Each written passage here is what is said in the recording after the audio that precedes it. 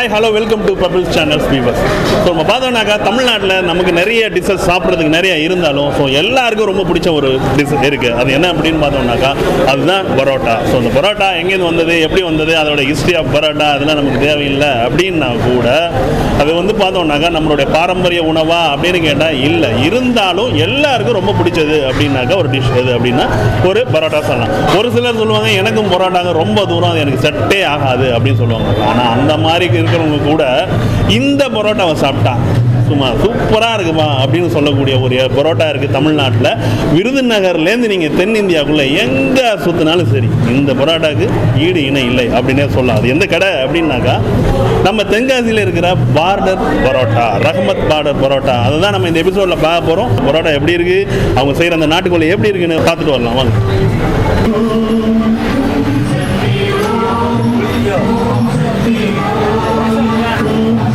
So இங்கே என்ன special அப்படின்னு பார்த்தோம்னா இவங்க வந்து ஸ்பெஷலாக தயாரிக்கிற அந்த சால்னா கூட அந்த பரோட்டாவை நம்ம சேர்த்து சாப்பிடும்போது அதுக்குன்னு ஒரு தனி டேஸ்ட்டே இருக்குது அப்படின்னு சொல்லலாம். ஸோ இங்கே பார்த்தீங்கன்னாக்கா இங்கே வந்து நாட்டுக்கோழி சிக்கன். ஸோ இங்கே வந்து யூஸ் பண்ணுறது எல்லாமே வந்து இங்கே யூஸ் பண்ணுறது நாட்டுக்கோழி சிக்கன்.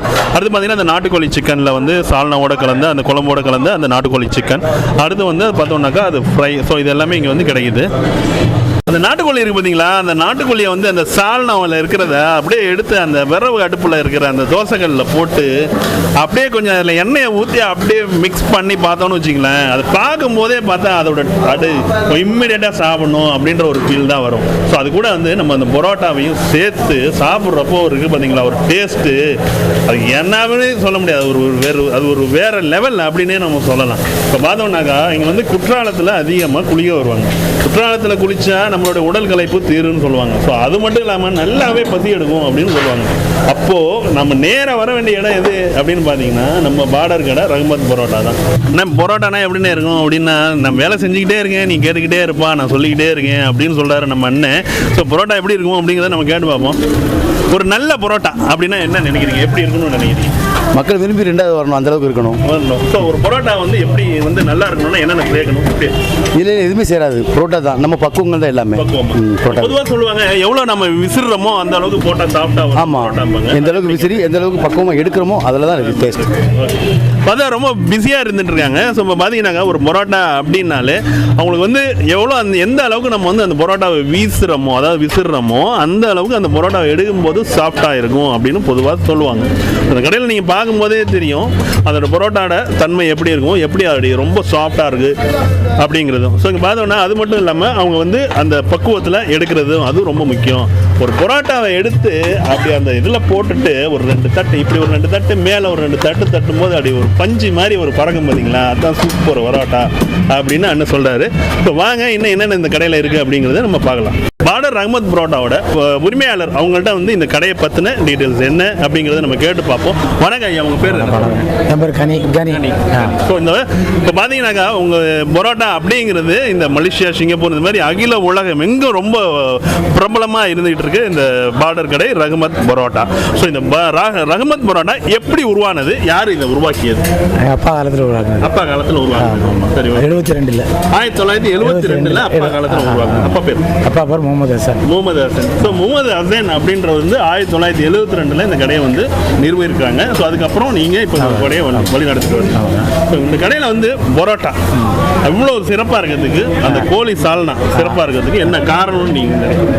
நாங்கள் நாட்டுக்கோழி போடுறோம். சரிங்க, நாட்டுக்கோழி சால்னா எல்லாமே. சால்னா அந்த சால்னாவோட டேஸ்ட் ஏன் மற்ற இடத்துல நான் வரும்போது அந்த பஸ்ஸில் அந்த டேனிங்கில் திரும்பும் போதே ஒரு ஸ்மெல் இருந்தது. அப்படியே உண்மையாக நான் வந்து ஏற்கனவே நான் நிறைய படிச்சிருக்கேன் இந்த மாதிரி ரஹ்மத் பரோட்டா பற்றி. ஸோ ஆனால் வந்து உண்மையாக அந்த டேனிங்கில் திரும்பும் போது ஒரு ஸ்மெல் அடிச்சது. அதுக்கான என்ன காரணம்னா மசாலா எல்லாம் அரைச்சி, மசாலா எல்லாமே அரைச்சி பொடியாக போடுறது கிடையாது. பொடியை போடுறது கிடையாது, அரைச்சி மசாலா.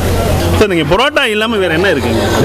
கோதுமை பரோட்டா, மட்டன் கொத்து, சிக்கன் கொத்து எல்லாம் இருக்குது. மட்டன் கொத்து, சிக்கன் கொத்து. ஆமாம். ஸோ நம்ம பார்த்தோம் பார்த்தீங்களா, அதுதான் வந்து சிக்கன் கொத்து. அது என்ன கொத்து அப்படின்னு பார்த்தோம்னா அது சிக்கன் கொத்து. அதில் எப்படி இருக்குது அப்படின்னாக்கா அந்த ஆனியன் அதெல்லாம் போட்டு மிக்ஸ் பண்ணி ரொம்ப ஸ்பைசியாகவும் இல்லாமல் எப்படி கேட்குறாங்களோ அது மாதிரி கொடுக்குறீங்க. மத்தியானம் பிரியாணி 3 மணி வரை. சரிங்க. 12 மணிக்கு 3 மணி வரை பிரியாணி. சரிங்க. இப்போ வந்து காலையில் நீங்கள் எத்தனை மணிக்கு கடை? 12 மணிக்கு ஆரம்பிக்கும். 12 மணிக்கு நீங்கள் வந்து குத்தாலத்துக்கு காலையில் வந்து அப்படியே காலையிலேருந்து ஃபுல்லாக குளிச்சுட்டு ஒரு 12 மணி 1 மணி நீங்கள் வந்தீங்கன்னா சூப்பராக பரோட்டா சாப்பிடலாம். பிரியாணி பரோட்டாவும் பிரியாணியும் சேர்த்து சாப்பிடலாம். எத்தனை மணி வரைக்கும்? 12 மணி, நைட் 12 மணி. 12 மணிலேருந்து நைட் 12 மணி வரைக்கும் உங்களுக்கு இங்கே பரோட்டாவும் பிரியாணியும் அவைலபிளாக இருக்குது. பிரியாணி 3 மணி தான் இருக்கும். ஓகே. பிரியாணி பார்த்தீங்கன்னாக்கா 12 to 3 வரைக்கும் இருக்குது. அடுத்து வந்து நீங்கள் பரோட்டா நீங்கள் நைட் 12 மணி வரைக்கும் நீங்கள் சாப்பிட முடியும். ரம்ஜான், பக்ரீத் லீவு. ஸோ இந்த ரம்ஜான், பக்ரீத் அந்த மாதிரி குறிப்பிட்ட தினங்களுக்கு மட்டும் இந்த வந்து கடை விடுமுறையில் இருக்குது. ஸோ அன்னைக்கு மட்டும் வந்து எங்கப்பா ரஹ்மத் பரோட்டா கடை அப்படின்னு கேட்டுறாதீங்க. வெறும் பூட்டை தான் பார்த்துட்டு போவீங்க. ஓகேங்க. ஓகே. தீபாவளி, பொங்கல்லாம் கடை உண்டு. இப்போ வந்து இந்த கடை வந்து ரொம்ப பரபரப்பாக இருக்குது. இது எந்த ரொம்ப பரபரப்பாக இருக்குது? எந்த காலத்தில் பரபரப்பாக இருக்குது? எப்பவும் நார்மலாக இருக்கும். சீசன் இதில் அதிகமாக இருக்கும். சீசனில் அதாவது குற்றால சீசனில் அதிகமாக வந்து ரொம்ப பரபரப்பாக மக்கள் வந்து அதிகமாக நார்மலாக இருக்கும். சரிங்க. உங்களுக்கு வந்து இங்கே தென்காசி அதாவது இந்த ஊரில் மட்டும்தான் இருக்குங்களா பிரான்ச்? இல்லை வேறு எங்கே பிரான்ச்? சென்னையில் இருக்குது. சென்னையில் எங்கே இருக்குங்க? சென்னை டி நகரில். ஆமாம். அப்பா என்ன ஃபார்முலாவில் கொண்டு வந்தாரோ அதோ ஃபார்முலாவை நாங்கள் அப்படியே வந்து இம்ப்ளிமெண்ட் பண்ணிக்கிட்டே வந்துட்டு இருக்கோம். ஸோ அதெல்லாம் எங்களோட இந்த பரோட்டா சுவைக்கும் சால்னாவோட சுவைக்கும் காரணம் அப்படின்னு சொல்கிறாங்க. ஓகேங்க. ஸோ இப்போ வந்து நம்மளோட இந்த கடையினுடைய உரிமையாளர் கனி அவர்கள் சூப்பராக தன்னோட பரோட்டாக்கு ரகசியம் என்ன, அது என்ன, எப்படி டேஸ்ட் இருக்குது, என்னென்ன வெரைட்டி இருக்குது, எப்போ திறந்துருக்கு அப்படிங்கிறதெல்லாம் சும்மா அழகாக சொல்லிடுறாங்க. ஸோ வாங்க, இன்னும் வேறு என்ன சிறப்பு இருக்குது அப்படிங்கிறது நம்ம பார்க்கலாம். இப்போ வந்து நம்ம ரஹ்மத் கடையில் பரோட்டா கடையில் நம்ம வந்து சாப்பிட போகிறோம். ஸோ இந்த சாப்பாடு எப்படி இருக்குது, ஏன்னா நம்ம அதை வந்து அங்கே என்னென்னலாம் செஞ்சாங்க அப்படிங்கிறதெல்லாம் நம்ம வந்து லைவாகவே பார்த்தோம். ஸோ ஃபஸ்ட்டு நம்ம எப்போ சாப்பிட்லாம் அப்படின்ற ஒரு ஃபீல் தான் எனக்கு இருந்தது. இப்போ நம்ம பார்த்தோம்னாக்கா நம்ம வந்து வெறும் பரோட்டாவும் சால்னாவும் நம்ம இப்போ வந்து சாப்பிட போகிறோம். ஸோ அது எப்படி இருக்குன்றதை நம்ம பார்ப்போம்.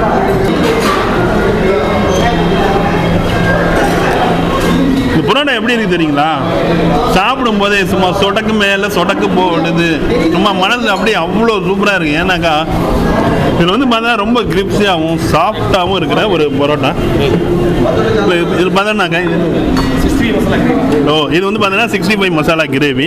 ஸோ இங்கே பார்த்தா நான் உண்மையிலே ரியலி அதாவது நம்ம இப்போ இருக்கிற நம்ம கனிபாயோட அத்தா வந்து ரொம்ப சூப்பரான ஒரு மசாலாவை ரெசிபீஸை நம்ம மக்களுக்காகவே கண்டுபிடிச்சி அவர் கொடுத்துட்டு போயிருக்காரு. ஸோ ரொம்ப நல்லா இருக்குது பரோட்டா.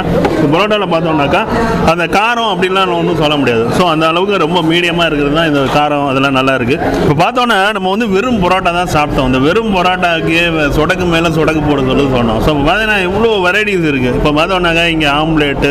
ஸோ அடுத்தது பார்த்தோம்னாக்கா இங்கே வந்து காடை.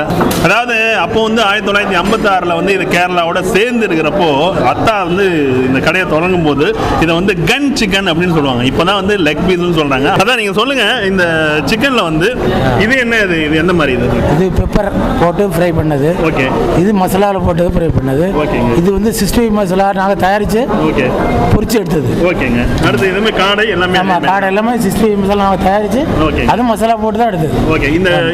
இந்த சிக்கனில் வந்து நீங்கள் வெறும் பெப்பர் மட்டும்தான் பெப்பர் மாத்திரம். இது சிக்கன் எல்லாம் ரெடி பண்ணி எடுத்து வச்சுட்டு பெப்பர் மாத்திரம் கொடுக்கும். சரிங்க. இப்போ வந்து சிக்கன்லாம் ரெடி பண்ணிட்டு பெப்பர் போடுறது. இது ஏன் இந்த பெப்பர் மட்டும் கலந்துருக்காங்க? ஏதாவது ரீசன் இருக்குங்களா? பெப்பர் வந்து உடம்புக்கு நல்லது. சரிங்க. என்ன செலவு இருந்தாலும் போயிடும், சளி இருந்தாலும் போயிடும். ஓகே. யாருனாலும் சாப்பிடலாம் பெப்பர். குறிப்பாக பார்த்தோம்னாக்கா இங்கே வந்து குத்தாலத்தில் வந்து குளிக்க வர மக்கள் தான் அதிகம். ஸோ அந்த குளிக்க வர மக்கள் வந்து பார்த்தோம்னா இங்கே வந்து சில பேருக்கு வந்து அந்த தண்ணி வந்து ஒத்துக்காது சொல்லுவாங்க. அந்த அருவியில் குளிக்கிற தண்ணி அங்கே குளிச்சுட்டு இங்கே வந்து இந்த பெப்பர் சிக்கனை சாப்பிடும்போது அந்த தண்ணி சளி பிடிக்காமல் இருக்கிறதுக்கு இந்த பெப்பர் வந்து ஈக்குவலாக பேலன்ஸ் பண்ணிக்குது அப்படின்னு அவங்க வந்து சொல்லியிருக்காங்க. பரோட்டாவே ரொம்ப சூப்பராக இருந்தது. ஸோ அடுத்ததாக பார்த்தோன்னா இந்த சிக்கன் எப்படின்னு பார்த்தீங்கன்னா இதோட டேஸ்ட் எப்படி இருக்குன்னா, வெறும் நம்ம சிக்கன் இருக்குது பார்த்தீங்களா, ஒரு நாட்டுக்கோழியை நல்லா வந்து அவிச்சிட்டு அதாவது இந்த பாயில் பண்ணி அதில் கொஞ்சம் மசாலா மிக்ஸ் பண்ணிவிட்டு அப்புறம் அந்த சிக்கனை எடுத்து வெறும் பெப்பர் மட்டும் மிக்ஸ் பண்ணால் எப்படி இருக்குமோ அந்த மாதிரி ஒரு டேஸ்ட் இருக்குது.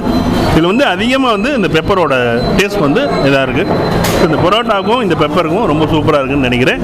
நீங்களும் வந்தீங்கன்னாக்கா இங்கே பார்டர் கடை, அதாவது நம்ம தென்காசி பக்கத்தில் இருக்கிற நம்ம ரஹ்மத் பார்டர் கடை, ரஹ்மத் பரோட்டா கடைக்கு நீங்கள் வந்து குத்தாலத்துலேருந்து 4 கிலோமீட்டர். குத்தாலத்துலேருந்து 4 கிலோமீட்டர். தென்காசி ரோடு 4. குத்தாலத்துலேருந்து நீங்கள் தென்காசி 4 கிலோமீட்டர் தான். 4 கிலோமீட்டரில் இங்கே தென்காசி போகண்டா நேராக ஷார்ட்டாக வந்துடலாம். ஷார்ட்டாக வந்துடலாம். ஓகேங்க.